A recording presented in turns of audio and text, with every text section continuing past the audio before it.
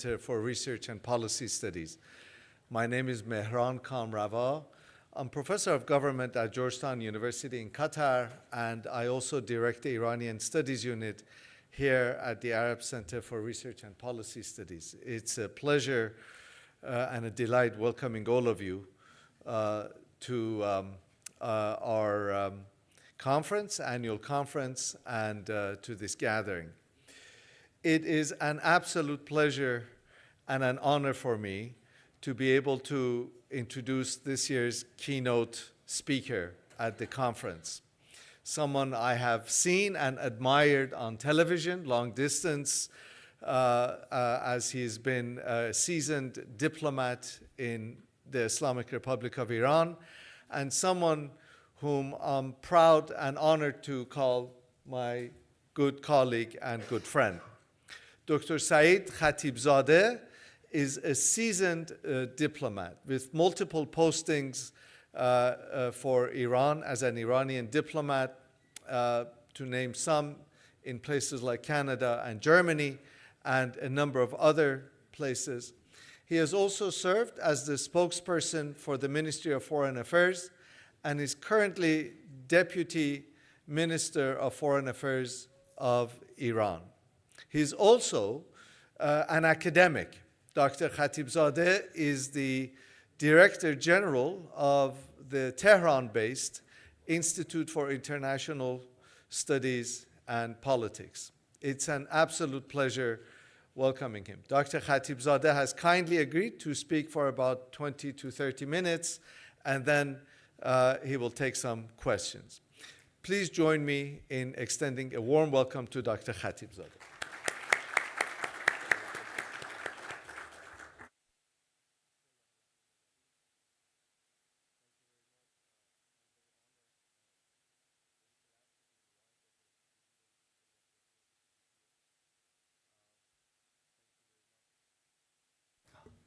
I have to repeat again? Okay.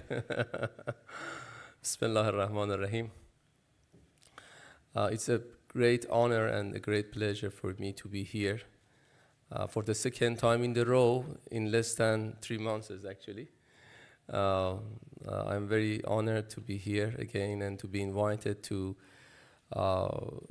be here and express a little bit of what I do think. I have prepared a few remarks in advance to warm up actually our session, and then I will be more than happy to be exposed to your hard questions and hopefully to answer all your questions that you pose to the podium. Needless to say that I have a few hats. Today I'm going to use my hat as president of the Institute for Political and International Studies. I'm not going to be a diplomat today. So I'm trying to present a view from Iran about what I see as changing in our region.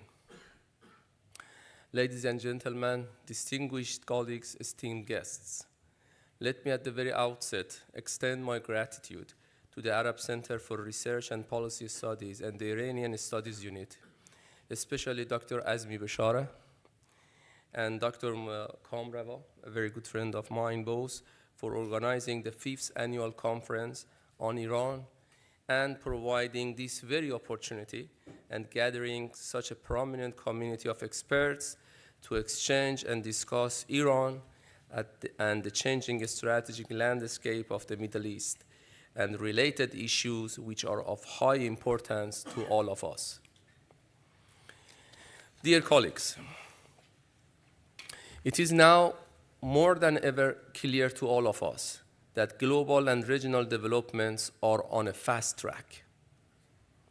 We are actually living history. This is why every word and every measure we take or every inaction matters. At this pivotal moment, as our region shifts under unprecedented challenges, we stand at a crossroad where our choices will echo for generations. The events before us are not small notes in history. They are the chapter that will shape the future of West Asia and beyond. Of course, there are different ways to look at the ongoing changes in the Middle East. But today, I wish to present briefly an Iranian view, a sharp dichotomy between two competing visions for our region's future. On one side lies a hegemonic mega plan and mega projects advanced by the United States and followed in our region by the regime of Israel, a blueprint which is based on the misleading doctrine of peace through strength, or if I may translate, hegemony through force, a small blueprint, a same blueprint which is used by Israeli regime to reshape the regional order in its favor, again through force and subversion. On the other stands a vision we can collectively forge, one rooted in mutual strengths, shared interests, and sovereign equality, echoing 2 days ago summit of Arab and Islamic countries here in Doha, initiated by the state of Qatar. Focusing on our region, I will first delineate the characteristics and perils of Israel's mega project for our region, illustrating its manifestations in recent events and exposing the narrative warfare it employs to sustain itself. Then I will outline an alternative path, a collaborative mega project for a strong region that harnesses our collective potential for stability, development, and security. This is our region, and this is the vision that our region needs, a strong region rather than just individual strong states, which of course can collaborate with each other to make a strong region. And finally, I will draw conclusions that underscore the urgency of our response, calling upon us all to act with resolve. Distinguished colleagues, let us begin with a grave warning about the ongoing geopolitical project orchestrated by Israel, with the full endorsement of the Trump administration. This is no abstract scheme. It represents a drastic departure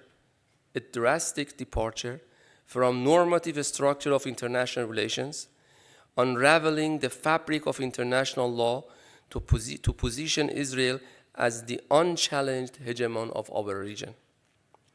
At its core, this project seeks the expansion of Israel's territory toward the so-called Greater Israel, subordinating all regional states to its military, political, technological, and economic dominance. It thrives on dissolution of national sovereignties and blatant violation of territorial integrity, treating borders as mere illusions to be ignored at will, a strategy reminiscent of Nazi Germany's of Ostpolitik.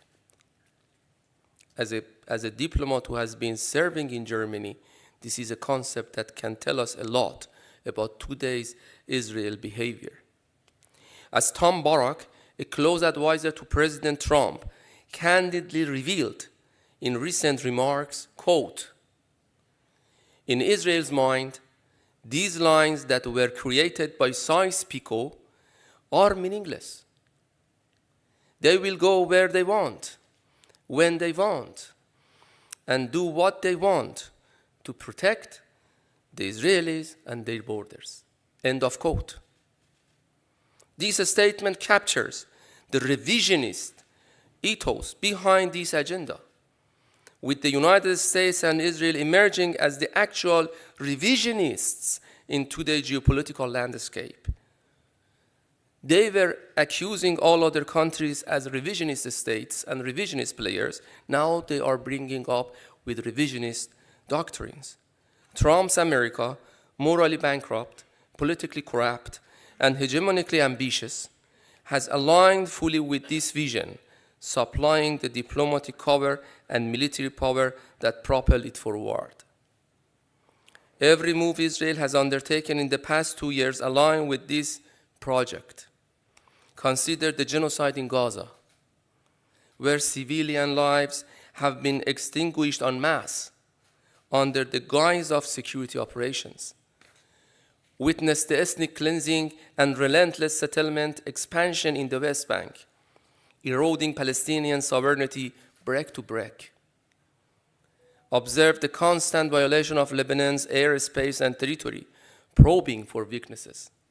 Even after the collapse of the Assad government, Israel has systematically destroyed Syria's infrastructure, ensuring no rival can rise ever from the ashes. Remember the June aggression against Iran? A complex, long-prepared operation executed with US complicity, intended to cripple our defense, strike our nuclear facilities, and break our national resolve. And of course, note the audacious attack on Doha, which for Iran represent another reckless move, an act of aggression by the regime of Israel to impose its will over other countries in this region. These actions are not isolated. They form a pattern accompanied by a systematic erosion of the United Nations, direct attacks on UN facilities, the undermining of international humanitarian law, affronts to the International Court of Justice, and sanctions against the International Criminal Court, to name a few. All serve to dismantle the global order that once constrained such impunity. The Israelis' project's strategy unfolds in phases. First, establishing aerial dominance through an open corridor that permits strikes on key infrastructure, political centers, and military installations across the region at Israel's discretion. The David Corridor on air is actually materialized. This would be followed by an eastward land corridor, enabling gradual territorial assertions and control. No longer content with normalization through political means, Israel and its US backers impose their presence via raw force. Rebranded, as I said, as the doctrine of peace through strength. Yet, this is neither peace nor strength. It is calculated campaign of aggression and use of naked force. To estrange this dominance, they wage narrative warfare, ingraining a distorted version of history to achieve cognitive reform in their favor. They disseminate flawed narrative to dominate the region, not just militarily, but mentally. For instance, regarding my country, Iran, they propagate non-stop lies to deviate attentions from the root cause of all the region's problem, which is occupation and Israel's behavior and unresolved, unsettled issue and question of Palestine. To ensure its dominance, the regime of Israel needs all regional players to accept deeply in their cognitive the myth of Israel's invincibility. This is why it actively campaigns to foster misarguments and lies about everything that may raise awareness about the realities on the ground. This is why it claims that the so-called 12-day war against Iran has shattered Iran's resilience, air defense, nuclear facilities, and overall, Iran's strengths. These are fabricated untruths, defying the realities on the ground. And I will be more than happy in the question and answer to answer all these, questions regarding these misarguments. The truth is far different. The coordinated attack by Israel and the United States, meticulously planned over more than a decade, although imposed a security and military challenge to us, which we are very much looking into them, but didn't incite our people to rise against the government as Americans and Israelis wished and planned. Instead, it ignited a surge in national sentiment, rallying citizens around the flag in a profound display of unity. The targeted killing of many of our off-duty commanders in the war's opening hours in the middle of night failed to paralyze our armed forces. were regrouped swiftly and responded with precision missiles and drones that you were all followed, striking Tel Aviv for the first time in Israel history and balancing back and pushing back against the aggressor. While the assault did destroy several nuclear facilities, it couldn't erase the indigenous knowledge embedded in the minds of our scientists. Our public support, military resilience, and unwavering determination, despite tremendous economic, psychological, and military pressures in the format of different sanctions imposed on Iran, compelled Israel and Trump, who had demanded, you remember, on the second day of aggression, demanded unconditional, quote unquote, unconditional surrender, to pivot to calls in the middle of night on day 12 of the war, a request for an unconditional ceasefire within few days. This journey from request for unconditional surrender to request for unconditional ceasefire alone itself tells a lot. This reversal alone dismantles their misarguments and exposes the fragility of their propaganda. Ladies and gentlemen, their narratives on Palestine have fared no better. As Benjamin Netanyahu himself admitted recently, Israel has catastrophically lost the war of public opinion. Millions across the region and even in Western nations now recognize Israel as a grave danger to international peace and security. Today, the truth pierces through the clouds. Israel operates without red lines. Floating international norms and violating sovereignties with impunity. This awakening among ordinary people must now extend into our political and decision-making spheres, as it was clear in Doha summit a few days ago. If we fail to proactively oppose this mega project on cognitive, political, legal, and when necessary, as Iran is ready, military fronts, we risk being dissolved into the melting pot it is seeking to create. Dear colleagues, yet amid this peril, an alternative vision emerges, one we can collectively develop and adopt to shape a future aligned with our own interests. This counter-mega project envisions a, quote-unquote, a strong region, where each state derives a strength from the others, fostering collective development in a stable and secure environment. Unlike Israelis' passive genocide, ethnic cleansing, aggression, land grabs, annexation, and ethno supremacy, ours would be built on safeguarding international law, respecting sovereignty, safeguarding human dignity, promoting economic interdependence, and establish collective regional security. This vision demands a shift in perception, from viewing neighbors as threats to partners in prosperity. It requires the creation of new forums and institutions to coordinate our efforts, paving the way for a local collective security regime. Imagine joint defense consultations. Imagine, even if it is hard. Today, it can be materialized. Imagine joint defense consultations, intelligence coordination, economic countermeasures against external pressures, and a commitment to collective defense. Why not? Akin to NATO's Article 5.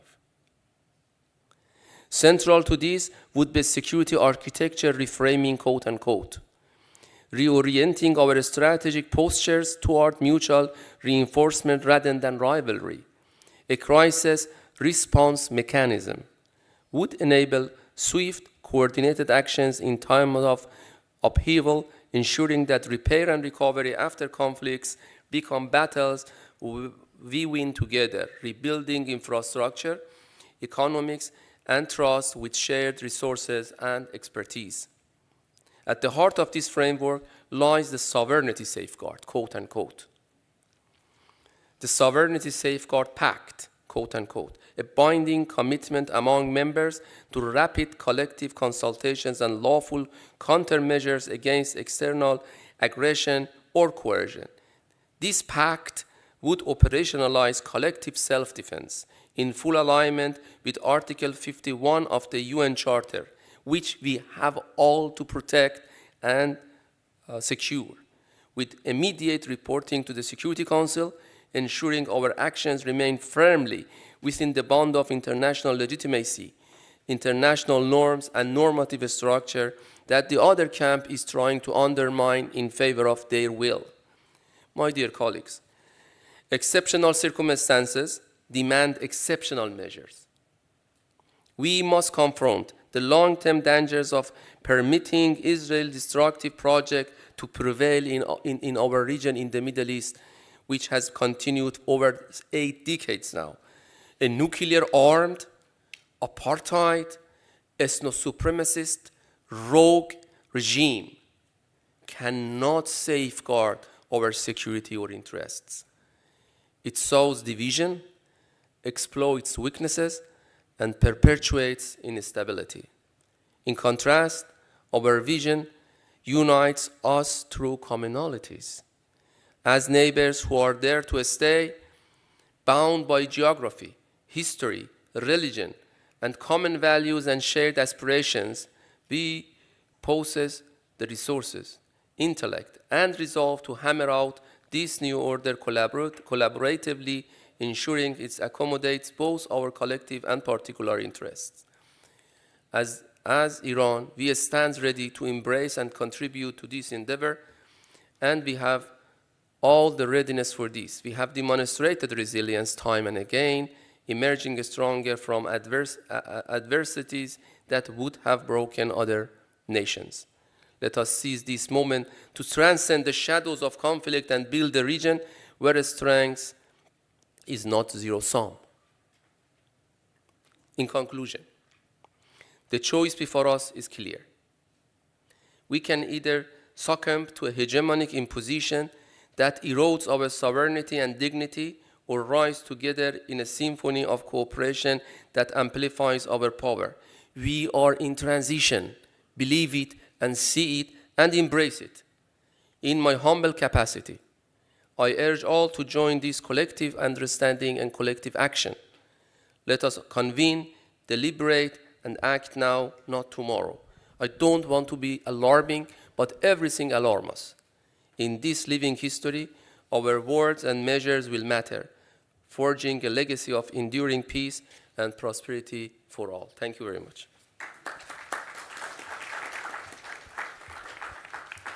Your Excellency, thank you very much for that excellent talk. Really appreciate it.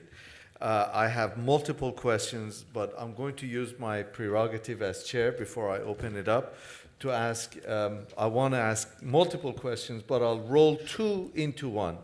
Very admirably, you called for a collective defense commitment on the part of all the regional states.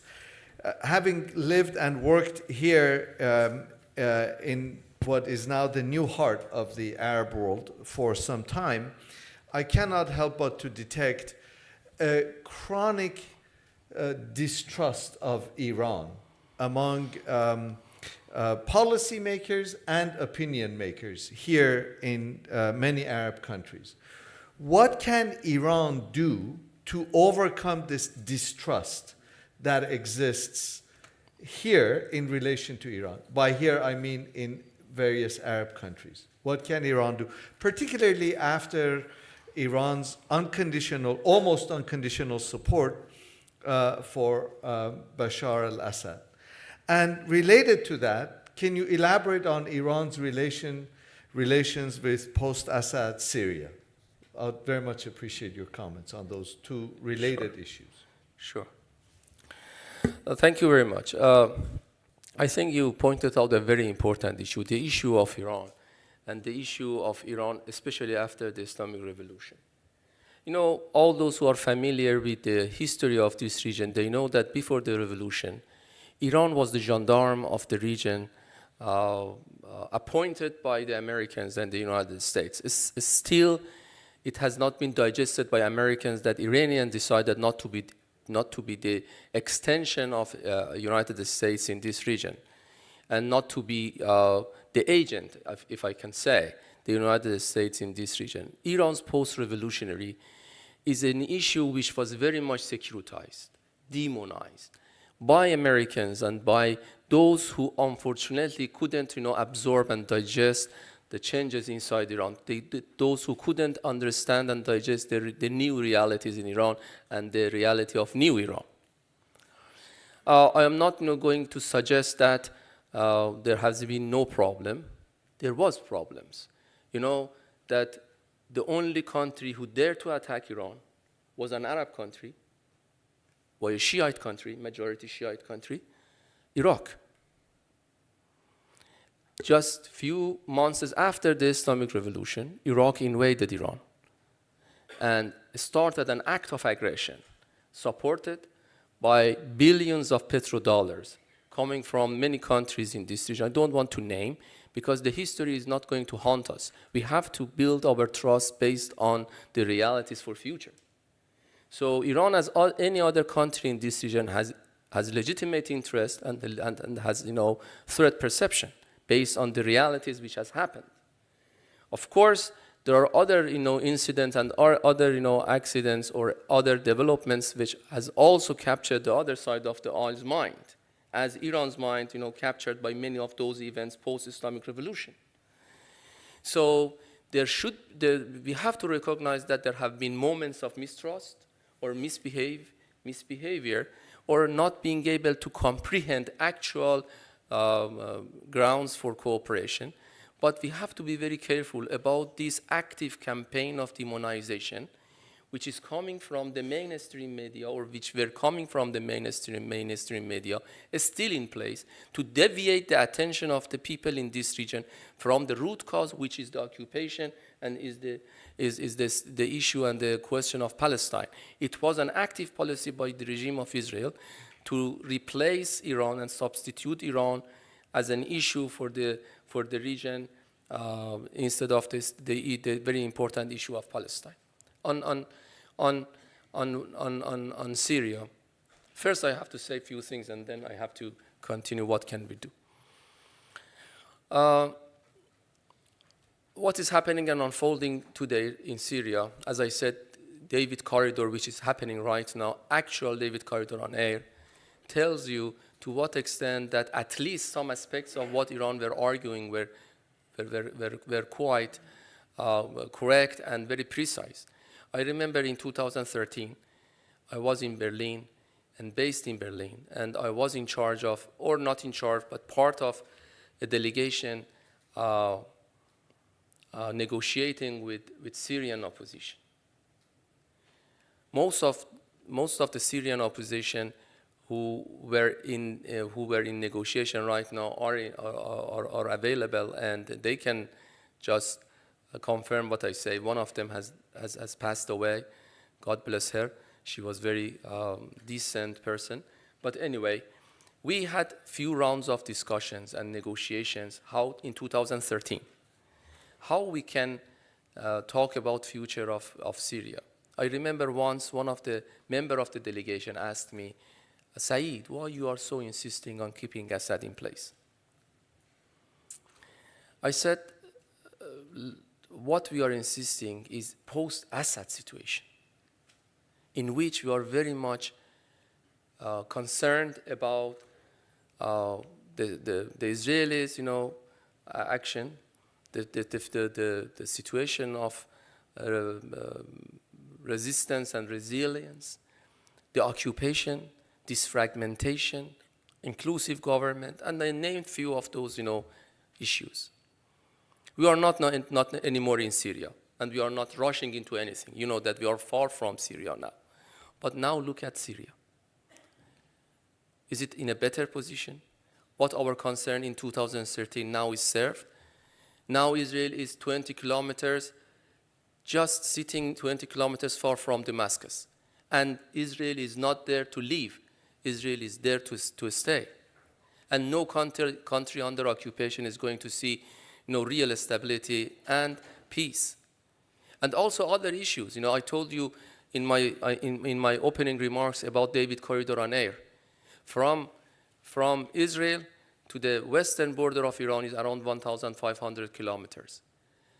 The air of Syria, after the fall of Assad, now is under control by Israelis. And the air of Iraq is also, because of Americans, is in the hand of Israelis. All of the aggressions that they are doing these days, they are using these strategic depths. Any hegemon needs a strategic depths.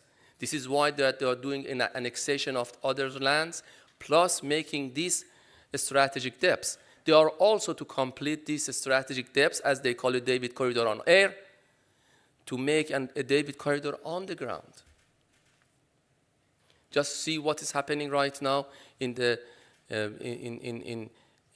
different parts of Syria. I told you that they are sitting 20 kilometers far away from Damascus. They have established, I don't know, around 12 military bases, small military bases there. And then in Soweida, they are trying to make a buffer zone. And then they are trying to continue over Syria up until to the Kurdish area. And this is not a myth. This is probably today is a wishful thinking, but this is what Israelis are trying to do. This is the greater Israel that they are talking about. And this is the legitimate concern, and this is what Iran was talking. Maybe we failed collectively to talk about all these issues. I accept. I know to what extent the issue of Syria has been captured the mind of many, many communities inside Arab and Islamic countries, but we have to also come up with this understanding that the other side of the aisle, there was understanding about the security and the strategy landscape of the Middle East, which many of them right now is in place. And what can we do? We have to move on. We have to move on, and we have to look at what is the root cause of the problem. Of course, it is not a rosy picture ahead of us, but we can start. As I said, it is not as rocky as the other says, that it is not possible. I know to what extent extraterritorial forces and extra-regional forces are trying to make it impossible for us to work together. But look at what happened between Iran and Saudi Arabia. We started negotiation with Saudi Arabia from Baghdad. I was then Deputy Foreign Minister and spokesman of Iran's Ministry of Foreign Affairs, so I was detailed about every single day of those negotiations. And then we had few rounds in Muscat. And then we wrapped it up in Beijing. I know it is not very favorable for Europeans and Americans who were arguing always that without us you cannot do anything, but Tehran and Riyadh now showed to everybody, to ourselves, and to the people in the region, that if we make a decision, if there is a will, there is a way, and we don't need others to come up and say that without us you cannot make anything happen in this region. The time of all the structures in which extra-regional powers could make decision for us is way past. We have to come up with this awareness that we have to start. What happened between Iran and Saudi Arabia, I would like to insist again, is a model that we can start talking to each other and working together toward a new security and a new regional understanding. And I hope that the Doha summit can be served as a framework for future. We can start with few minor things, but we can have ambitious plan ahead of us. Perfect. Thank you very much. Really appreciate it. As I mentioned, His Excellency has kindly agreed to answer some questions, so the floor is now open. We'll start with His Excellency. Go ahead. Thank you very much. Mike is coming. Thank you very much, Vice Minister, for your thought-provoking presentation, and of course, Dr. Kamrava, for the very timely discussion.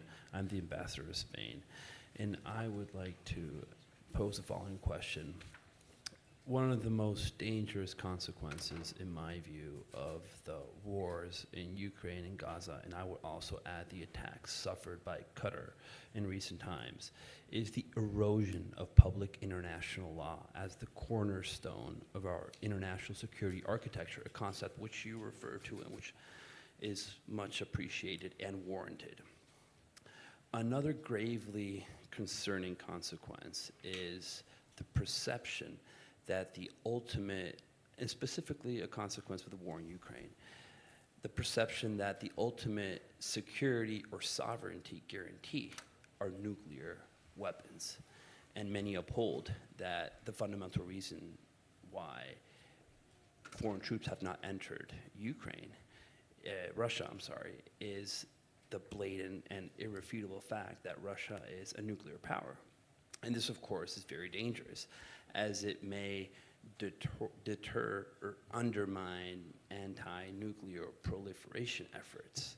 And I'm posing this question as, I hold a PhD in international security, and this has been one of my main concerns in the past years. My question to you is, and you can answer as an academic, how should the region respond to these challenges, the erosion of public international law and the risk of undermining anti-nuclear proliferation efforts? Thank you.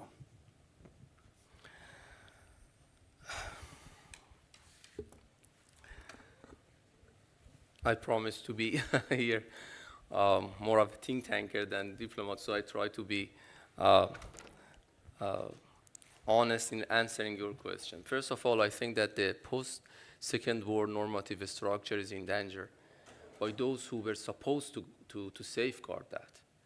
I told, I tried to touch upon this concept that unfortunately those who were supposed to be safeguard of, or to protect the normative structure of the world now are trying to erode that.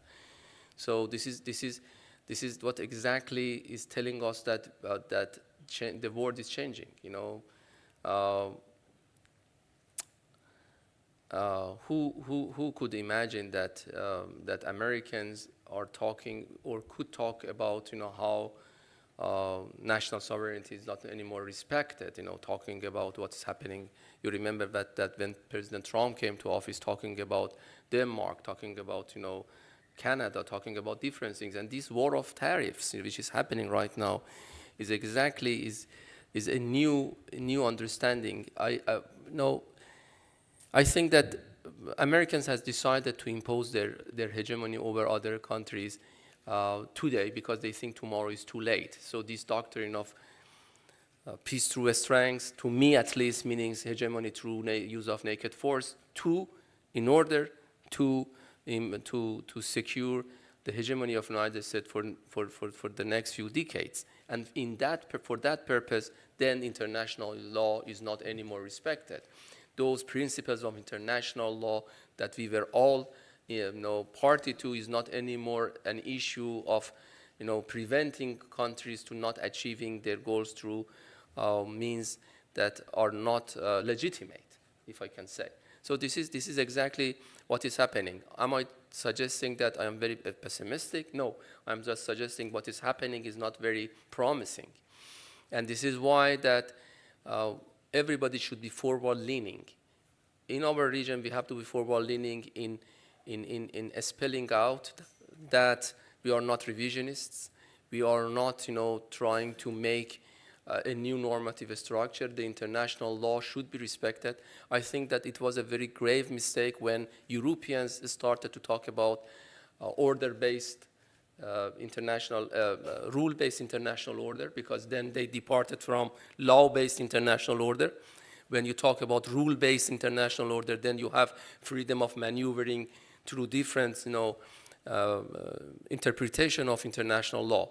What I personally think is that we have to stick to this law-based international order, and we have to avoid this revisionist approach. This is one question. Another one on non-proliferation. It's not hidden that right now in Iran, there are people who are talking about revisiting this issue because of this very fact that NPT and IAEA couldn't protect our nuclear sites, which were under UN safeguard. Americans and Israelis didn't target any undeclared site. They didn't claim that they attacked one site which was not declared one. All of them were under IAEA inspections. So each programs that we had and was attacked was under IAEA supervision and constant monitoring. So what does it suggest? It suggests that international non-proliferation regimes cannot protect you.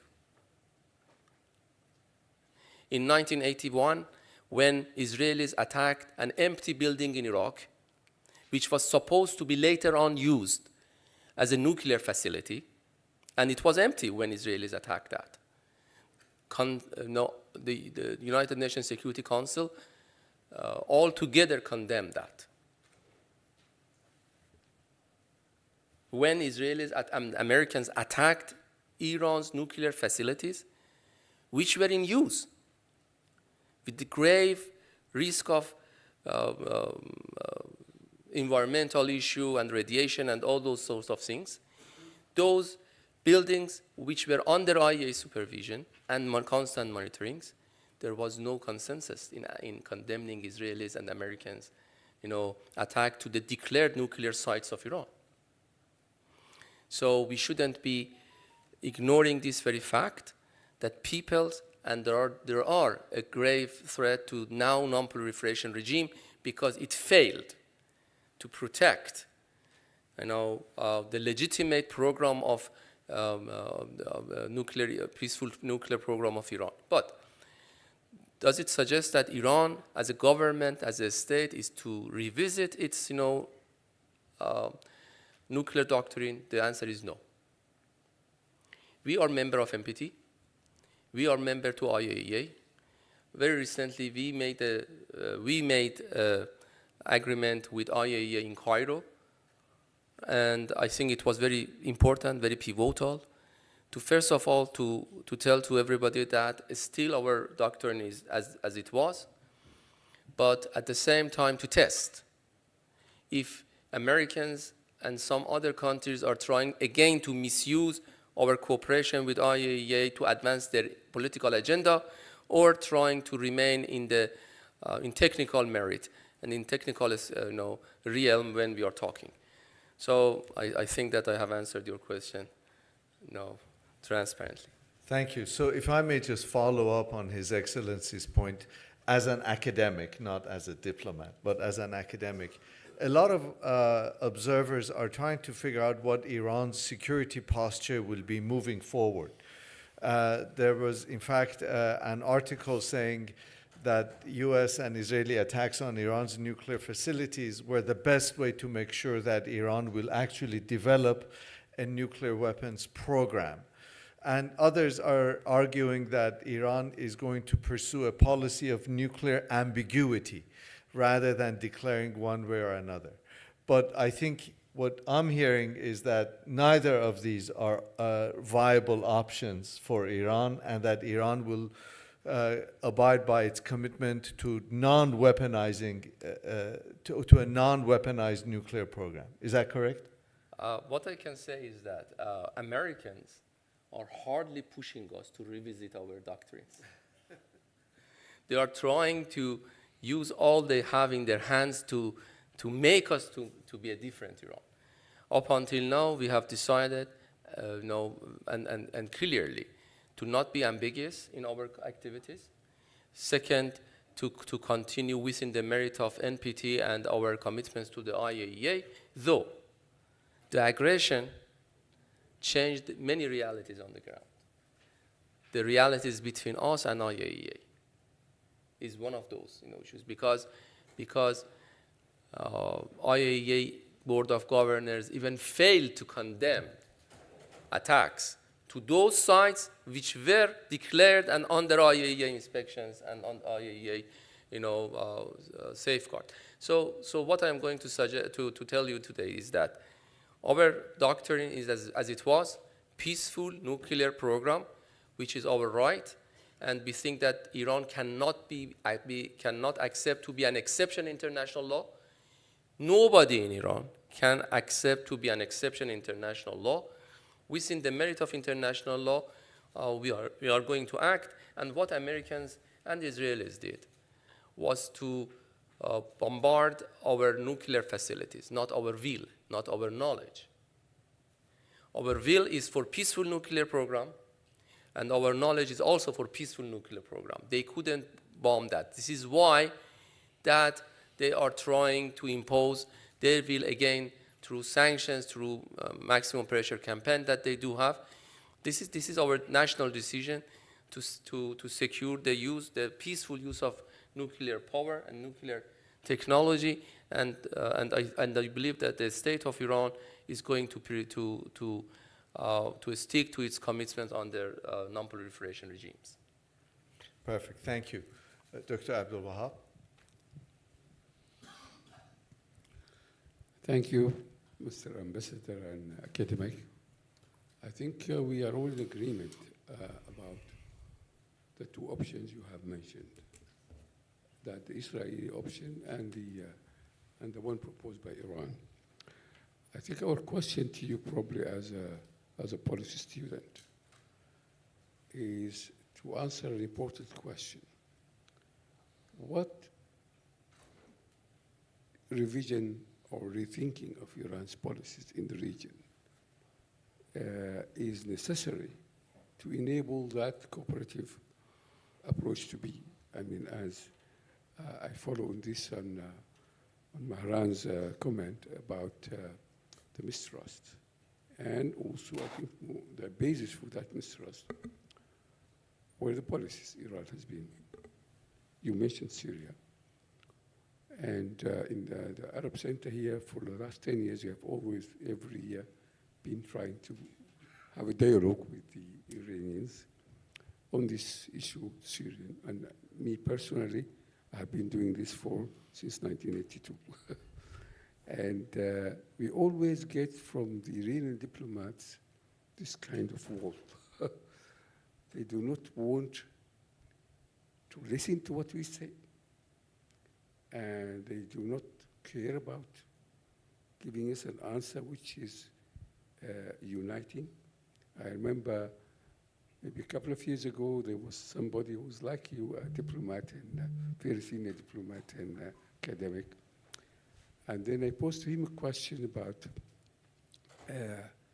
some specific issues. The question was a hypothetical one about what happens if this happens. And then his answer to me was, I'm very proud of what my country is doing. Wasn't the answer I was looking for. And I think at the moment we also need, before any progress forward, to hear from the Iranian intellectuals and Iranian diplomatic corps some self-criticism about the policies which they have been following in the region, which alienated many people in the region, and think it's not, again, like the Israelis. They were thinking that hegemony and power was everything. They were controlling 4 Arab capitals, they were doing this, and you go stuff yourself. That's what we're doing. We don't listen to you, we don't want to listen to you, and we do what we can because we are powerful. Is there some thinking, at least from you as an intellectual, that there was something wrong with that? Thank you. Thank you very much. It is more than clear to everybody that we have all have our successes and failures. We have our challenges and we have our shortcomings, and this is not admitted by me or not. It is clear to everybody that all countries in this region, they have their successes and failures, and they have had their misunderstandings, miscalculations, mismanagements, and this is the nature of living together.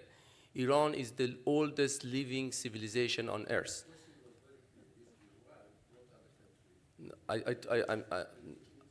Yes, I'm answering your question in a very transparent way, that Iran has been always in this, as other countries in this region. So we have to learn to live together, even if we do have some disagreements on some issues. Yes, we have failed to act, as I told you that just I talked about the post-Islamic revolution, what happened between us. But let me tell you, when you're talking about region, let's clear about the region. Iran is neighboring different regions and different countries. Iran is neighboring Afghanistan, Pakistan, Central Asia, Caucasus, Turkey, Iraq, and then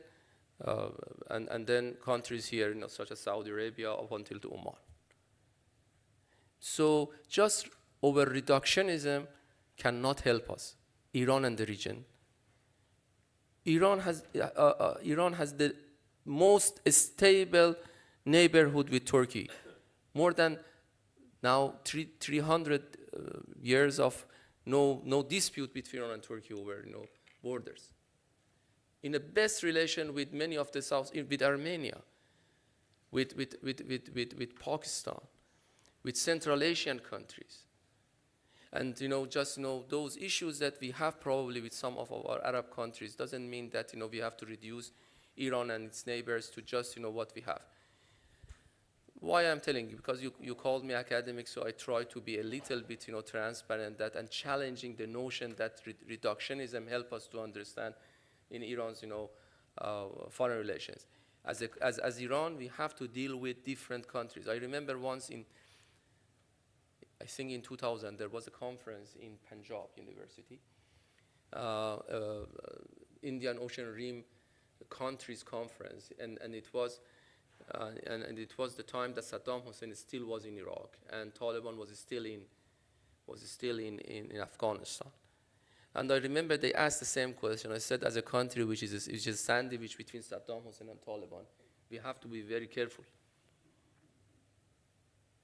So this is realities on the ground. So I would like to invite everybody to understand that as a country with legitimate interest and legitimate concern, we have to navigate and maneuver through different issues of highly importance to our national security. Perfect, thank you. In the interest of time, I'm going to take a couple of questions, and then there was a question all the way in the back.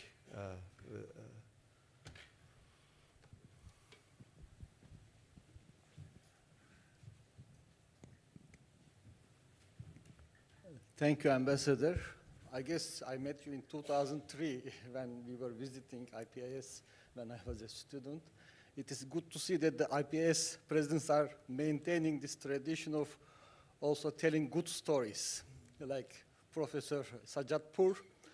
I mean, I wasn't sure whether you were wearing the ambassador's hat or a scholar's hat or a storyteller's hat when you were talking about the need to have this collective defense in the region. You are mentioning about the events that just happened this summer without mentioning the Iranian missiles on the skies of Doha.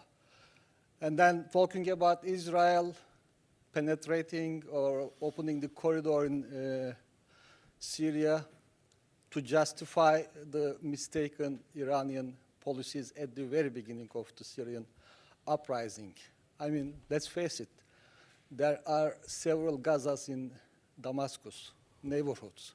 And Iran was not just complicit, actively involved in the entire episode of the destruction of Syria. And without looking at the destruction just ex post facto, saying that, well, we warned it. The opposition, the Syrian uprising was just gonna, at the end of the day, serve the interests of greater Israel. No, it doesn't justify 2011, 2012 Iranian choices. I mean, the Iranian policy in Syria was by choice, okay? So it had quite many implications. It was maybe miscalculation, but when we are talking about legitimate interest, Israelis are also making the same argument. The legitimate interest argument doesn't justify miscalculations or some really extended interpretations of the legitimate interests, because we know it. I mean, the way Iran set up its own strategic, quote unquote, interest in Syria, in Iraq, in other parts of the region was a big part of the destruction of the regional order. And then, as Dr. mentioned earlier, without discussing it, I don't think we are going to get anywhere. I remember the exact same arguments that you made about the necessity and the need and a vision for a collective security order. This is what we studied as undergrads, as graduate students. I heard the same arguments in 2003, first time in Tehran, but it doesn't get us to the semblance of any collective security mechanism in the region. And again, you keep hearing the same thing. I apologize, I have to repeat, but this is from the perspective of other actors in the region, an important root causes. Yes, Israel is a root cause of many of the problems, but it's not the only root cause of the security problematic in the Middle East. And Iranian colleagues are expected by other members of the region to come with more self-criticism and put also Iran's own doings and misdoings onto the table in any discussion. Thank you. Thank you. Dr. Kardash is going to buy me lunch. That's why his question went on and on. So I would appreciate if you frame your comments in the form of a question and keep them concise in the interest of time. Go ahead, sir. Thank you very much for your talk. I'd like to start off by saying that rapprochement with Iran, between Saudi Arabia and Iran, was something that was very much welcomed. And I think that there is a lot to be done in terms of collaborating in the future to essentially pose a deterrence to Israel. But I think building upon what the professor and my colleague back there said, there is that element of distrust. There needs to be a mechanism through which that distrust is surpassed. And I think part of the way in which that could be done is by taking ownership over things that Iran has done through its interventionism in the Middle East.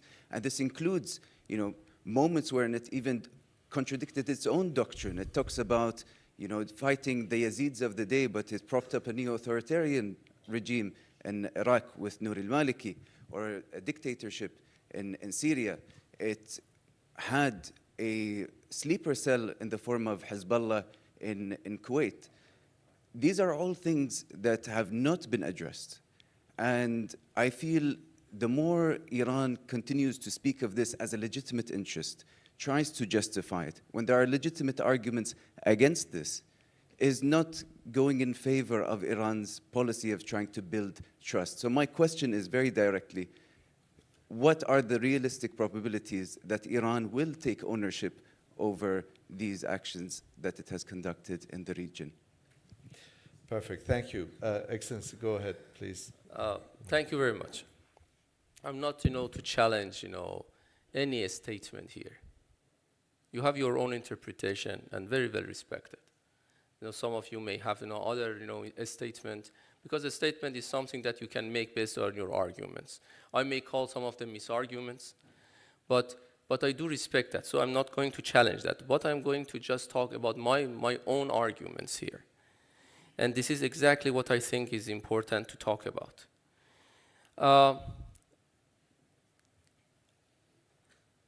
Let's start with the hardest part that you talk about, the missiles, Iran's missiles on the area of Doha. This is the issue that I have to touch here, because I hear a lot.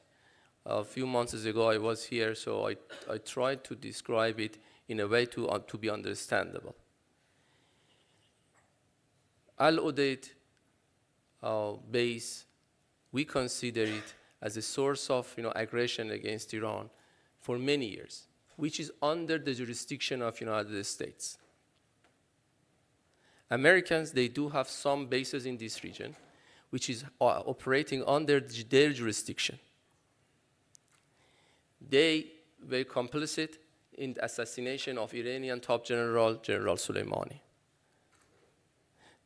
There are those bases in these countries in the region that are just partnering in aggression against Iran in different things. And in this 12-day war, Israelis couldn't do this operation 1,500 kilometers away from Israel with their jets unless refueling, data collecting, data transmitting, everything which is happening. And this American base, I would like to say, quote unquote, American base, was very important for them.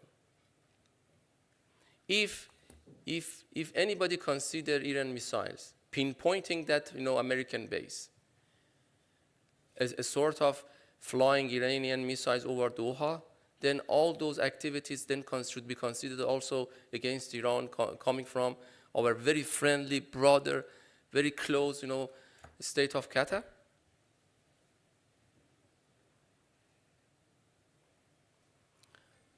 American bases are not here for fishing. They are here to support American operations. And American operations against Iran happened during the 12-day war. Second, when we started to decide about which American base is very much pivotal in responding after Americans attacked Iran, we communicated clearly with our brothers in the region. It was not a surprise missile attack to the American base, even if it was American base. We coordinated. It was not a surprise. And we avoided that. And this is very important. Just oversimplification of an issue doesn't help us to understand what happened. Iran was under existential threat by Americans.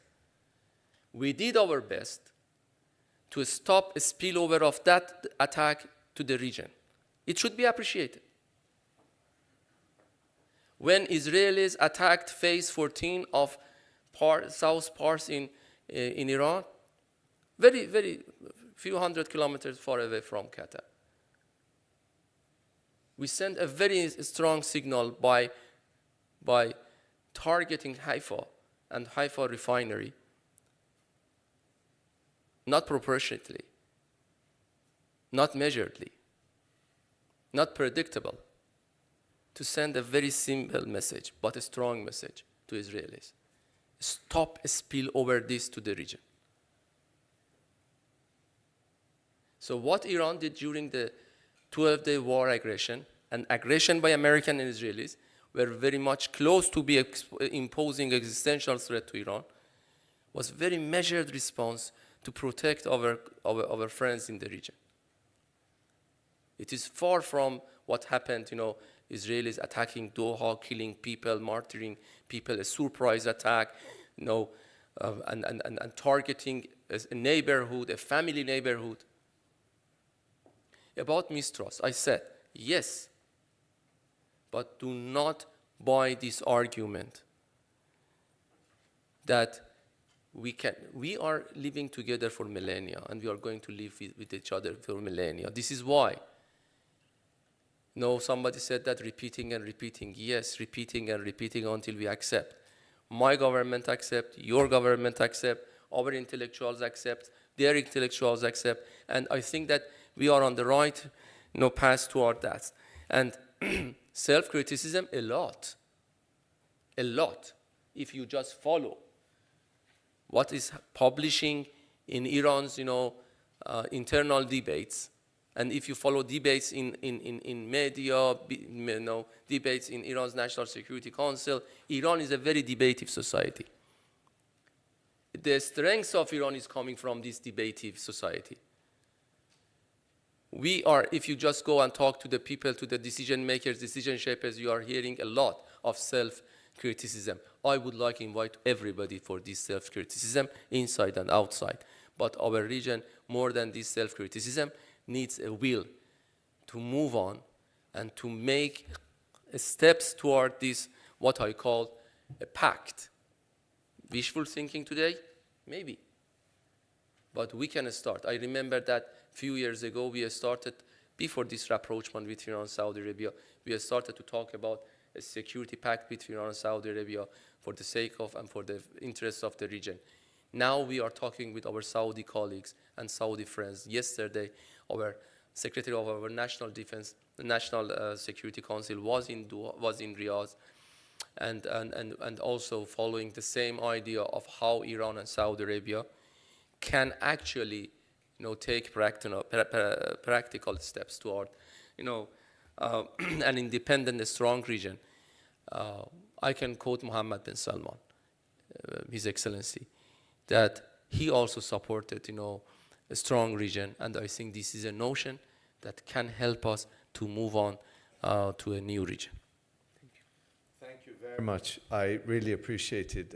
Please join me in thanking His Excellency for a wonderful presentation. Thank you. I'm so sorry. I know there are more questions, but we're out of time. Before we go, I would be remiss if I didn't thank Qatar Museum, particularly the Department of General Collection. We have collaborated with them, and they've been kind enough to bring some of their rare and previously unseen collection of photos of Iran, in particular of Nasser-ed-Din Shah, who himself was a budding photographer back in the 1800s, and they're here in the hallway. So please join us for a brief reception, and then we'll resume at 10:15. Thank you very much. So 10:30 rather. Thank you. Thank you very much.